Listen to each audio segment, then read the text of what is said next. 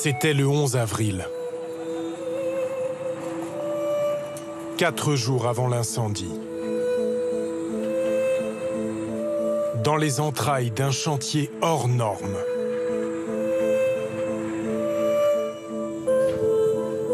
Une opération à cœur ouvert pour la Grande Dame. L'envol de ses protecteurs. 16 statues de cuivre de 150 kilos, depuis l'échafaudage le plus impressionnant de Paris.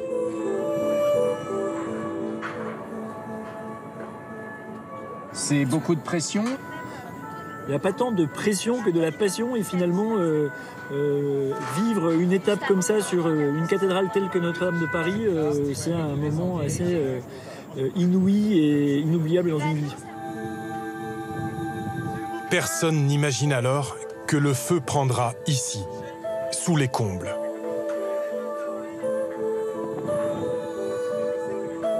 Mais déjà le balai des grues attire en masse les Parisiens. Un brin inquiet, comme toujours lorsqu'on touche à leur cathédrale.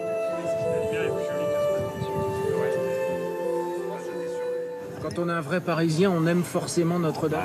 On est dedans, et puis Notre-Dame, c'est pas n'importe quoi. Hein. Je suis très attachée à l'art et en particulier à la cathédrale de Paris. J'espère que je serai encore vivant pour voir la remontée. On se soucie des statues. En réalité, les 12 apôtres et 4 évangélistes doivent leur salut à cette restauration.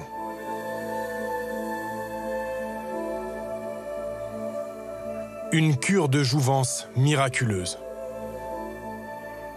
À 4 jours près, ces colosses fondaient dans l'incendie, leurs 2 tonnes de métal éventrant davantage encore l'édifice.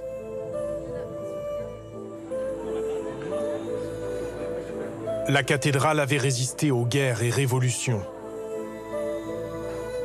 Privée de ses anges gardiens habituels, lundi, peu avant 19h, elle a soudainement rappelé dans le ciel de Paris qu'elle était vivante et donc mortelle. Qu'elle pouvait rendre tout un peuple orphelin.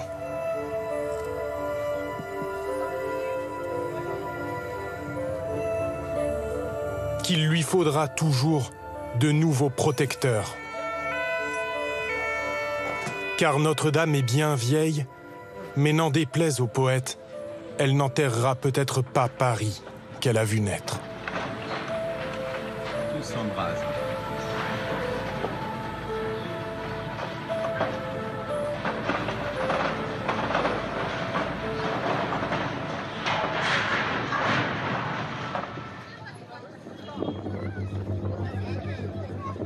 Il aurait fallu sonner le bourdon face à la catastrophe. Mais hormis quelques sirènes, c'est dans un lourd silence que les regards se tournent vers l'île de la Cité.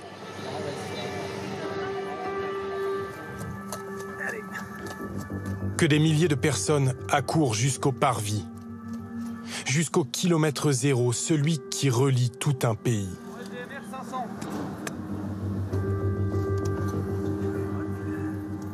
Ici, le calme est trompeur. La façade ne laisse presque rien voir du brasier qui consume Notre-Dame. Il faut connaître le monument intimement pour saisir ce qui est en train de se jouer. C'est le bois du haut qui tombe vers le bas. Il tombe comment? Il tombe comment? Il tombe par où? Il tombe par sous le buffet d'orgue. Ça va par derrière. Ça doit tomber en dégoulinant parce qu'ils envoient de l'eau là. Ils envoient de l'eau dans la tour pour noyer, pour que les bouts de cloche ne brûlent pas. Olivier de Chalut est l'un des gardiens de la cathédrale. Il est aussi ingénieur en bâtiment et dirige bénévolement tous les guides de Notre-Dame.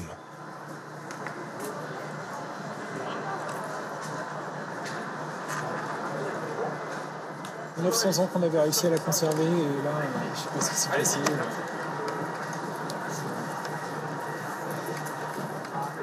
10 ans que je regarde toutes ces pierres, que je regarde ces pièces de bois, que j'essaie de comprendre ce que nous raconte le passé, et que j'essaie de comprendre ce que nous raconte l'édifice, et que là, on ne sait pas ce qui reste. Enfin, je ne sais pas quoi vous dire. Enfin, j'ai jamais vécu quelque chose comme ça. C'est affreux.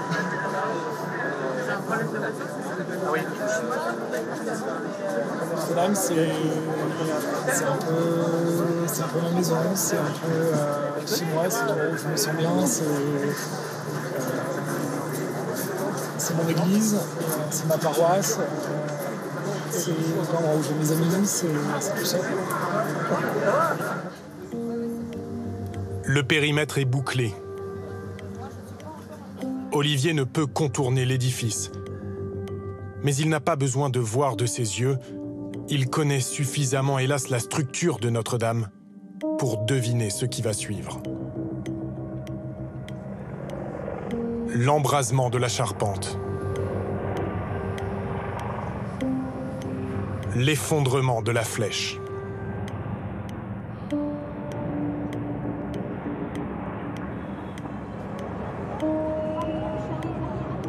« 750 tonnes de poutres et de plomb qui s'abattent de 96 mètres de haut.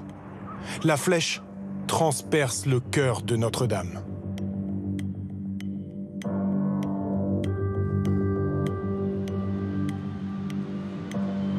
Les heures s'écoulent. L'incendie reste hors de contrôle. 400 pompiers sont mobilisés. Un drone de la police survole la cathédrale pour les orienter vers les nouveaux départs de feu, mais les flammes sont partout. Abasourdie, la maire de Paris découvre cette fournaise en croix. C'est terrifiant. Ça va être une bataille encore pendant des longues heures pour sauver ce qu'il y a à sauver, notamment les deux tours. Il a résisté à tout. Je ne pensais pas qu'on vivrait ça. Le recteur de Notre-Dame, Monseigneur Chauvet, rejoint la maire de Paris. Et on va dire un match. Inquiet non seulement pour les murs, mais aussi pour les nombreux trésors qu'abrite la cathédrale. Le cœur est à peu près sauvé. Le trésor n'est pas touché. Mais l'orgue est sûrement pas. L'orgue est sûrement. Ah bah l'orgue, bien sûrement. Non, c'est terrible. Ça fait partie de l'histoire. Donc voir partir ça en flammes, c'est terrible. Quelles sont les priorités là justement à conserver? Tout ce qu'on peut sauver. Ils ont ciblé une douzaine d'œuvres majeures à évacuer en priorité. Il faut organiser le sauvetage avec les pompiers. Le général des pompiers demande de l'aide pour la phase de sauvegarde du patrimoine qui va avoir lieu à partir de minuit. Oui. Et il dit on a besoin de personnes qui nous indiquent quelles œuvres sauver, etc. Il y a Laurent Prade. Pour guider les soldats du feu, un conservateur et le régisseur de la cathédrale vont braver les flammes. Atteindre la chapelle, où sont conservées les reliques les plus précieuses. Emmanuel Grégoire, le premier adjoint à la mairie, surveille leur évacuation. Nous suivons très attentivement le transfert des œuvres, qui était notre préoccupation du moment. Dans des conditions baroques, mais il s'agit des pièces les plus exceptionnelles de la sacristie. Donc il y a quand même certaines œuvres qui ont pu être sorties du bâtiment. Voilà. Conservateurs et policiers sont chargés de mettre à l'abri ces œuvres fragiles. La mairie propose de les héberger à l'hôtel de ville, à 2 pas de la cathédrale. Il est minuit passé, Anne Hidalgo rejoint son bureau qu'elle a quitté quelques heures plus tôt en catastrophe. J'ai vu de la fumée d'abord, une fumée qui sortait. Vous étiez donc là ? Dans mon bureau qui est là, il est éteint, il est au 2e étage. On a immédiatement évidemment appelé les pompiers pour voir si c'était déjà déjà et donc vous l'avez d'abord vu par la fenêtre avant la fondre. Bien sûr. Vous avez ressenti quoi? C'est une angoisse parce que là, C'était vraiment une fumée quand même épaisse. Il n'y avait pas encore de flammes. Après, on a commencé à avoir des flammes. On est parti immédiatement pour rejoindre Notre-Dame.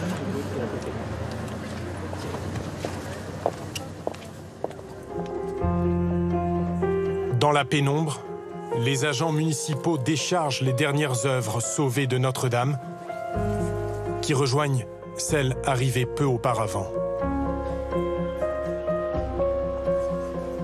Le ministre de la Culture, Franck Riester, accompagne Anne Hidalgo autour de ces reliques plus que centenaires. La tunique de Saint-Louis, comme a dit Monseigneur Chauvet. Un patrimoine unique. La couronne d'épines du Christ, la tunique de Saint-Louis. Et le clou, ça n'a pas de prix. Et ça, c'était une des grandes angoisses tout à l'heure, d'imaginer que ça puisse disparaître. À l'idée qu'il puisse partir en fumée, une femme ne peut retenir ses larmes. Marie-Hélène Didier, conservatrice des monuments historiques. Depuis 8 ans, c'est elle qui a la charge des œuvres de Notre-Dame.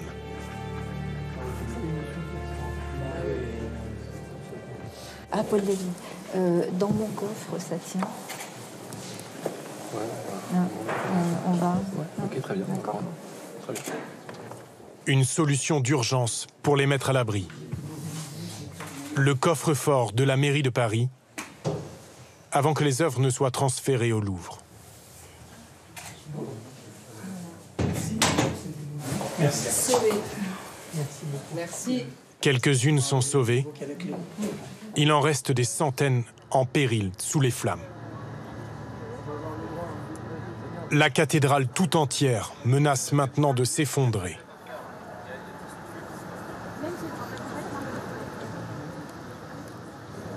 Pour les chrétiens, c'est justement la Semaine Sainte.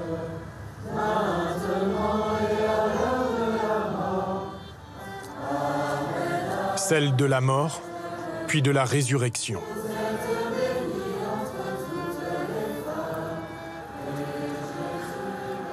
Au bout de la nuit, leurs prières sont exaucées. La cathédrale ne s'effondre pas. Les passants finissent par rentrer chez eux, emportant souvent des cendres, des restes de poutres calcinées, nouvelle relique des Parisiens.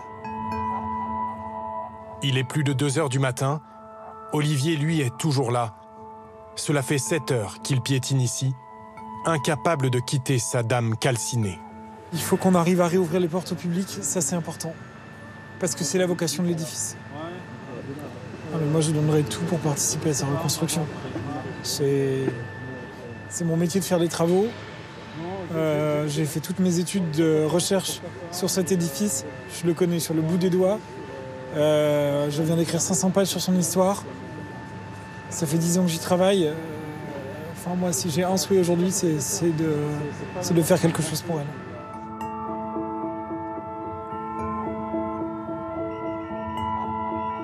La mission, pour certains, est déjà accomplie. Ils ont même regagné leur caserne, comme si de rien n'était, prêts à recommencer. Héros discrets de ce qui pour beaucoup fut un miracle.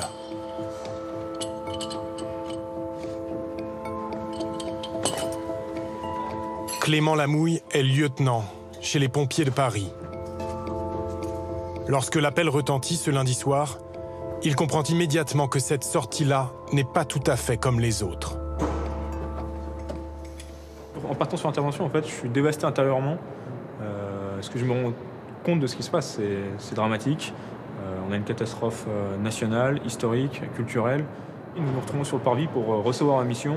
Il y a une pluie, littéralement une pluie de flammes, dans le sens où il y a des braises et des escarbilles qui volent partout sur le parvis. Et l'espace d'un regard, on comprend tout de suite que c'est une catastrophe. Sur le parvis, il y a 2 tours. Je m'engage dans une de ces tours en premier.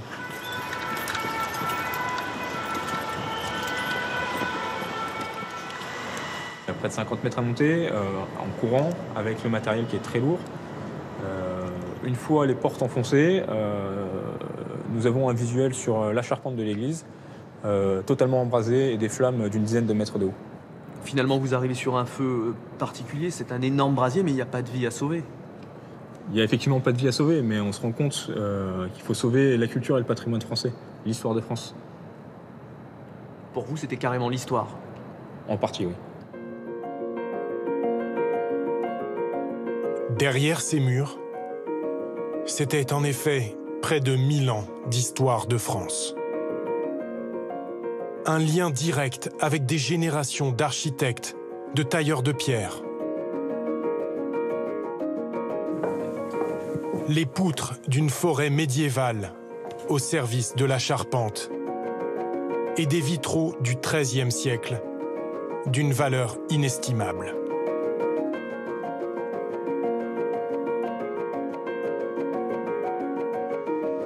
Et voilà ce qu'il en reste.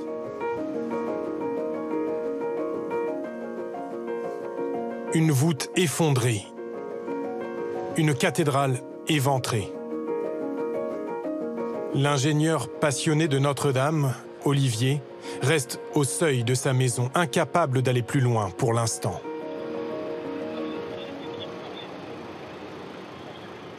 Vous avez peur de ce que vous allez trouver?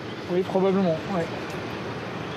J'ai vu... je vais y aller, je pense que j'irai pas tout seul en fait. Sur le parvis, il croise par hasard un autre orphelin de Notre-Dame. Bonjour Philippe. Je pense à vous. Et je suis là... Petit bébé là, tu vois, il est malade le bébé. Et hier, ils ont été... C'est Philippe Villeneuve, l'architecte en charge des travaux de Notre-Dame. Ouais, écoute, on va... À plus. On va œuvrer maintenant, ça y est. Ouais, je suis... En tout cas, merci. Je pense à toi. Mais pleure pas, t'inquiète pas. Non. La charpente quasi millénaire qui a tant fasciné Olivier est carbonisée, éparpillée.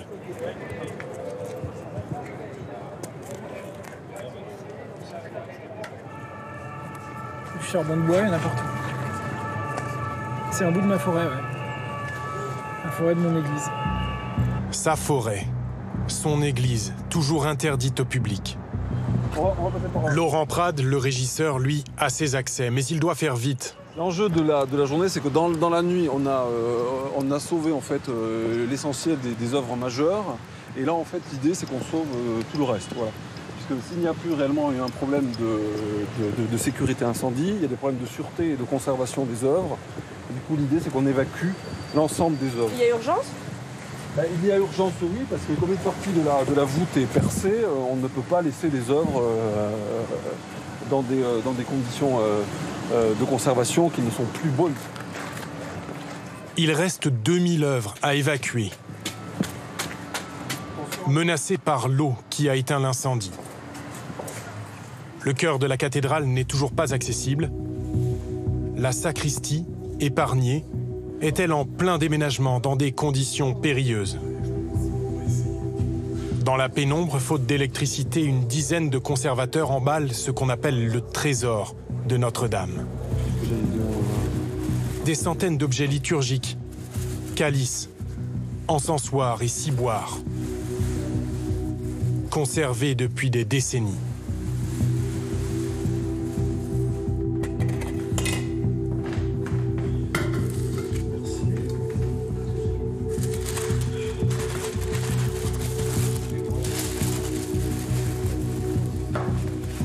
Qu'est-ce que c'est tout ça? C'est tous les objets qui servent pour les cérémonies tout au long de l'année, de même que les objets qui sont présentés dans les vitrines du trésor, qui aussi servaient pour les célébrations tout au long de l'année.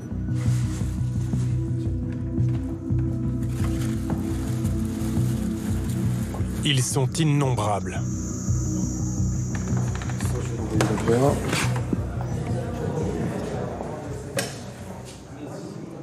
C'est à proprement parler inestimable. Voilà. C'est là où ce mot prend tout son sens. C'est absolument inestimable.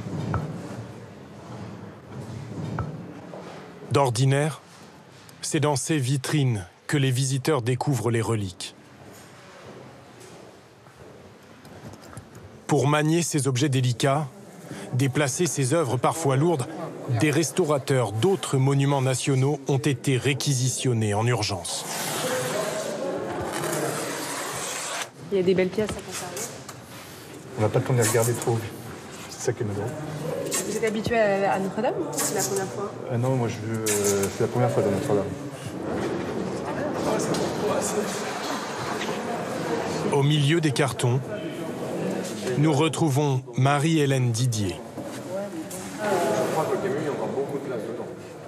De toute façon, le but, c'est de remplir les... Voilà. C'est de remplir on laisse les camions en ouvrant. Et quand c'est rempli, on arrête si on n'a plus de place. Oui. La veille, la conservatrice n'avait pu retenir ses larmes.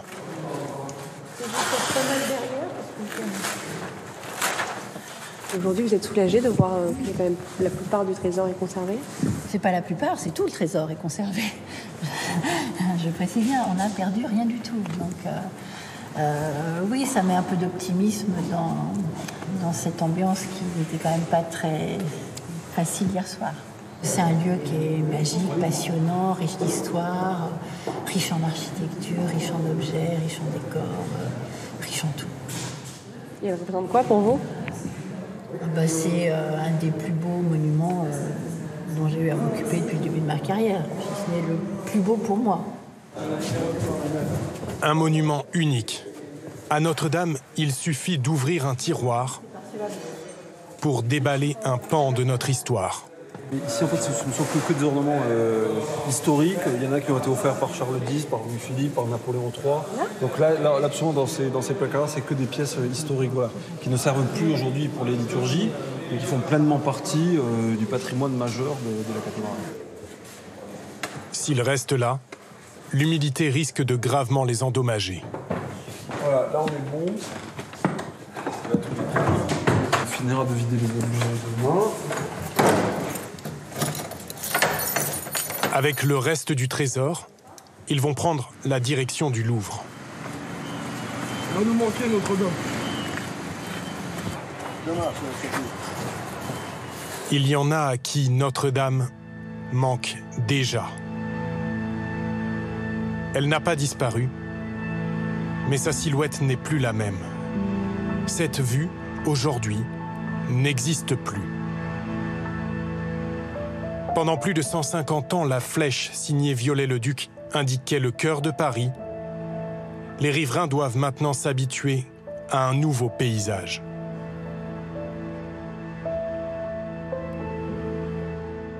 J'habite ici depuis 33 ans. Je me suis dit que c'est pas possible, elle n'est plus là. C'est hallucinant, je ne peux pas imaginer. Donc, même ce matin, je ne pouvais même pas le regarder. Je suis descendu dans la rue pour voir derrière comment ça se passe, parce que je me suis dit c'est une catastrophe. Donc, de mon vivant, je ne le verrai pas reconstruit, parce que vu le travail à faire, là, c'est des décennies qu'il en faut. Donc voilà, il continue encore, il lance l'eau. Qu'est-ce que ça, c'est l'eau qui s'asperge encore, parce que ça peut repartir, un feu comme ça prend plusieurs jours de surveillance. Reinhard Godemer a refusé d'évacuer son appartement lors de l'incendie. Comme hypnotisé par les flammes, il a passé la nuit à filmer le sinistre. J'ai même une vidéo, même des petites vidéos en plus, mais une vidéo surtout. Une des rares vidéos prises sous cet angle et aussitôt. L'édifice majestueuse. C'était au début que la tour, et ça s'est ensuite propagé d'abord vers l'arrière, dans le chevet, et après la nef devant était atteinte.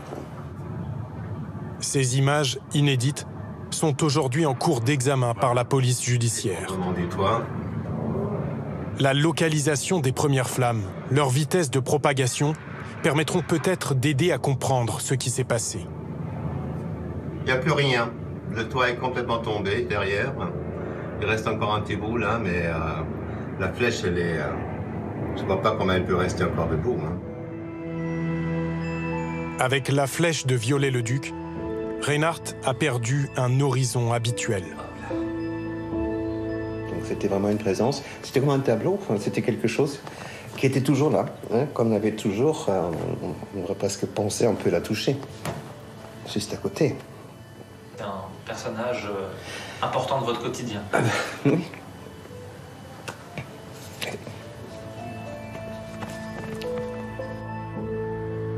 Lui a perdu une voisine.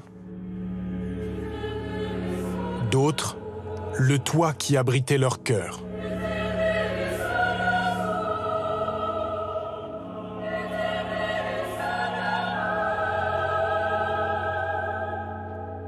La maîtrise de Notre-Dame est aussi vieille que la cathédrale elle-même.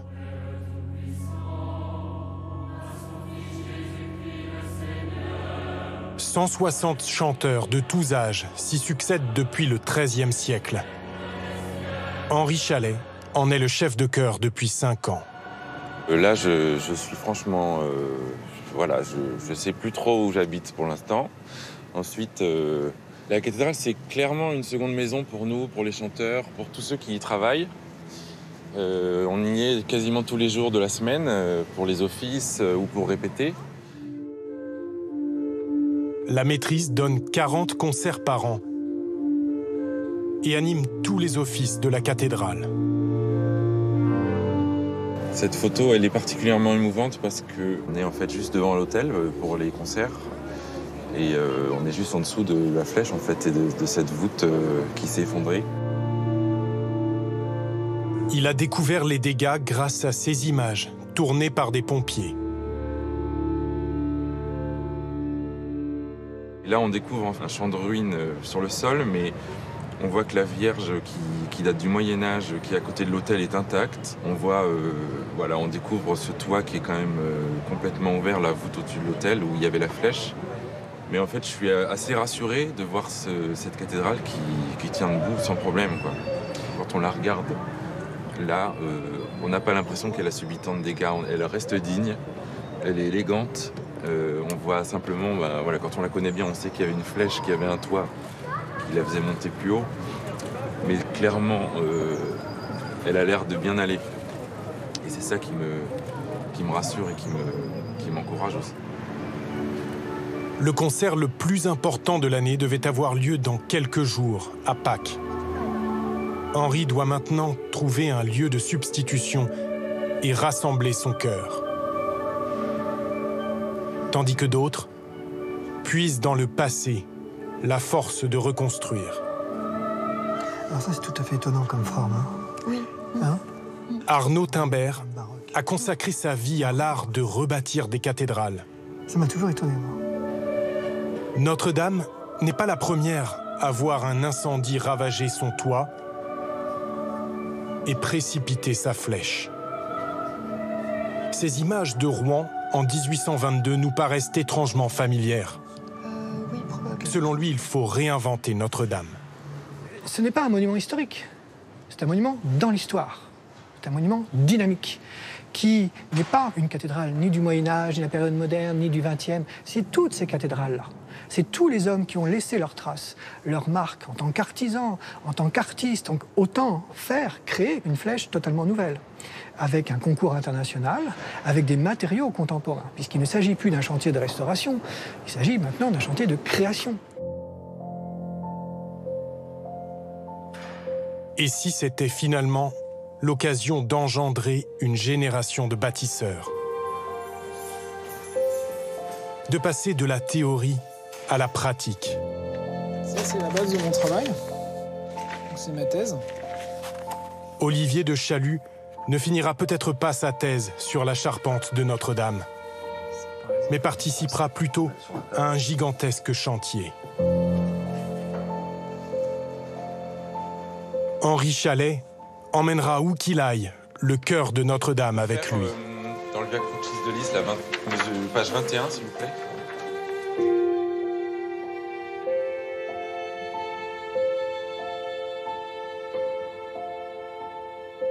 C'est une transition. La cathédrale est malade, mais elle va se reconstruire.